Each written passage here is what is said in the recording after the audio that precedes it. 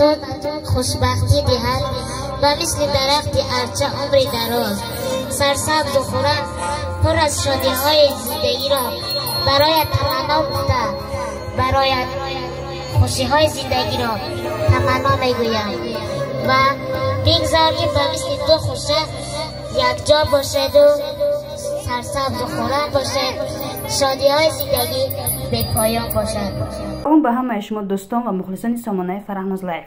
سرپرست ویدیوهای ما شرکت یک ایکس می باشد. در آنجا همه وقت کانفیسنت های بلند و بونوس های گوناگون شما را انتظار است. همچنین نفرهایی که تا حال رجیستراسیون نشده است می توانند در اولین پرداخت با پروموکد فرهناز لایف صاحب 8000 سامانی بونوس کردن. سیلکه بازی در کامنتاری این ویدیو.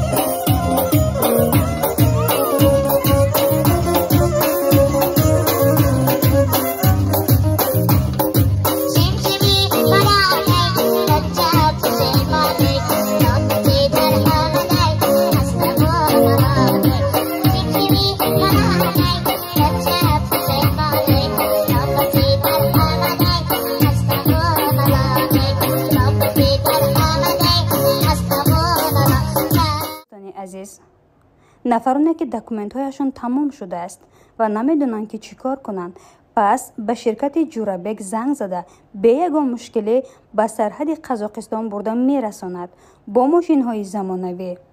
از نام کانال ما گپ زنید، تخفیف ایلوگی کرده می شود. مرحمت.